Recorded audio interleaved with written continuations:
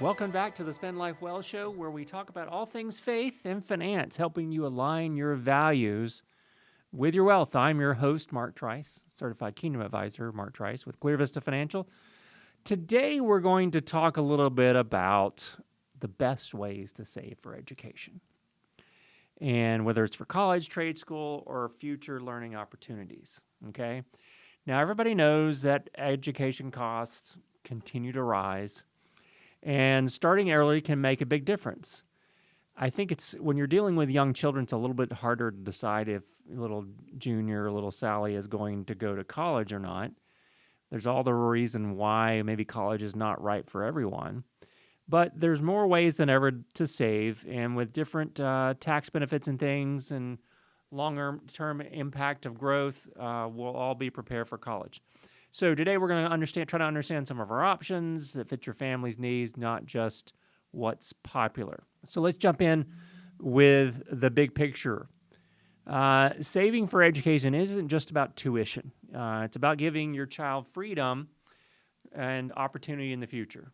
Like I said, does everybody need to go to college? I don't believe so. I think the rising cost of education is really caused by this dichotomy between free, easy access to student loans and colleges and universities taking advantage of it, and therefore the cost going up all the time.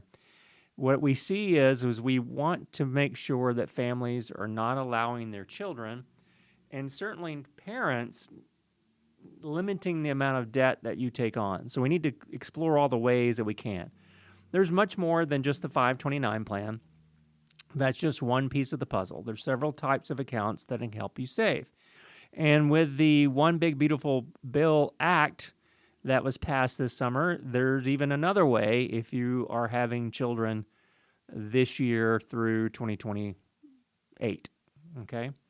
So let's talk about, many families focus on 529 plans, and that's okay. There are, can be good. It's a well-known and tax-advantaged way for save for education expenses. So it offers tax-free growth and tax-free withdrawals as long as you are using those dollars for qualified expenses like tuition, books, and fees. And also, because of the some legislation that was passed in the late 19 teens, if you will, or 20 teens, some of that can be used for secondary education, like private school tuition, things like that. Those are limited to a certain amount every year, but there are options there. Generally, what we see, the 529s are best when they're used for college expenses because they have time to grow as your child ages. And the lifetime contributions are generous. And if you end up not using the 529 funds for child number one, you can change the beneficiary to child number two, or they have 30 years from the date of high school graduation in which to use those funds. And maybe, if you're fortunate enough, you might have some grandkids that can use those funds as well. The second type, Roth IRAs. Roth IRAs are an option for people who can double as an education tool, although it's primarily a retirement savings tool. You can withdraw some of the principal of Roth IRA contributions after 5 years, and you can use those to pay tuition as well. Just want to be cautious because we don't want to dip into mom and dad's retirement savings to pay for kids' college education.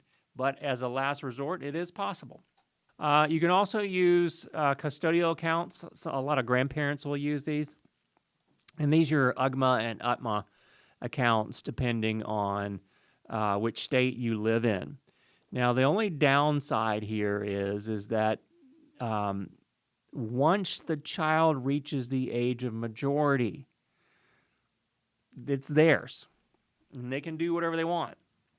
We had a case a few years ago where grandma decided to leave some money for her grandchildren, wanted them to use it for education purposes, put it into an UTMA account for their benefit. The state that they lived in, the age of majority for a child is 18.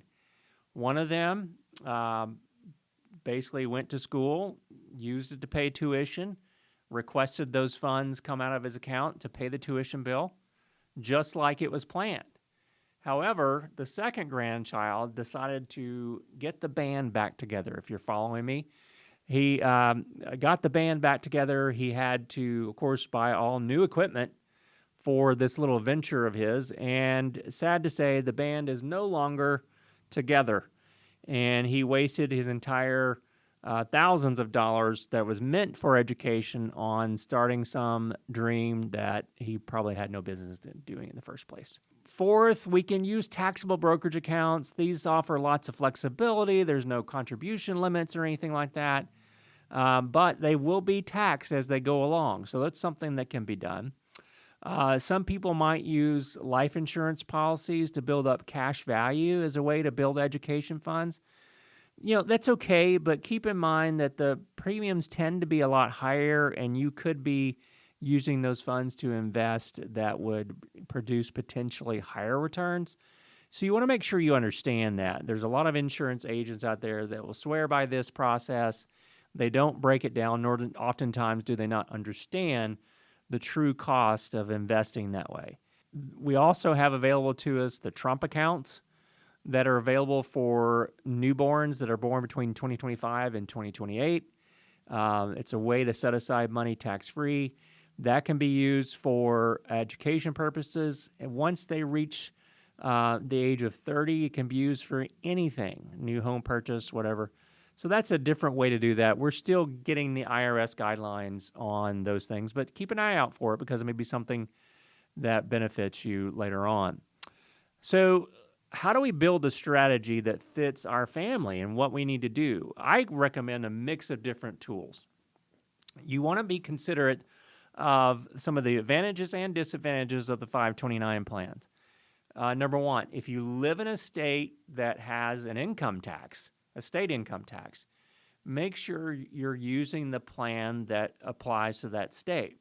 For example, if you live in the Commonwealth of Virginia, American Funds 529 plan allows you, and you're contributing to that American Funds plan, you can deduct the contribution off of your state income tax return.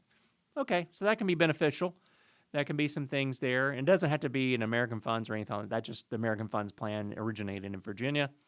But that is something that you have to look and see if your state that you live in actually has a state-appointed 529 plan and whether or not you can deduct those income taxes at the state level. Okay.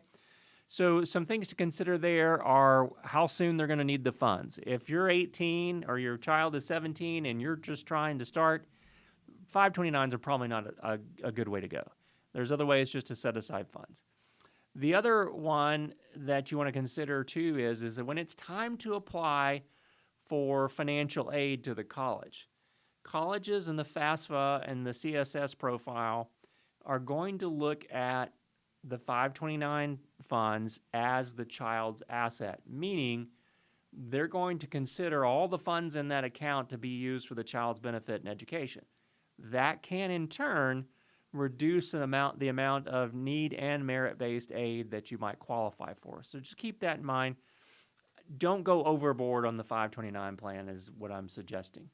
And you work with a financial advisor that can help you try to figure out what the best approach with those things. So, just remember that these funds and 529s can be used for college, trade schools, another path, or another well-thought-out plan that gives you lots of different options. There's no right way to save for education. The best plan, folks, is one that balances your goals, offers flexibility, and peace of mind. Education savings is not about just paying for school. It's about empowering your children to give them a leg up. Do I think that every child deserves to go to college or all families should be paying for their child to go to college? No. I think every child is different. I think everybody has different skill sets, and some will find that trade school is better for them. Some will find that college is better for them, and some will say, I just want to enter the workforce, because you are sacrificing earning potential by not being in the workforce if you are, going to a 4-year college. So if you're unsure about which education savings plan makes sense for you, we'd love to help. You can give us a call anytime at 254-282-0495. That's our text line, actually. Or you can send us an email at info@clearvistafinancial.com. So this week's challenge for you is to review your education savings strategy and ask yourself, does it give me both tax efficiency and flexibility? If you're bottled in or boxed into one plan, maybe you need to diversify and add some additional options.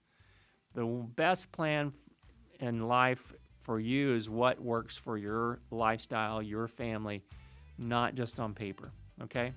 So folks, you've been listening to the Spend Life Well show. We encourage you to listen to all our podcasts that we have on the web. You can visit us on our YouTube page. That's youtube.com/spendlifewell. And you can watch videos and other things. We got lots of different topics on there. Until next time, you've been listening to the Spend Life Well show. Thanks. Securities offered through Cambridge Investment Research Incorporated, a broker-dealer, member FINRA SIPC.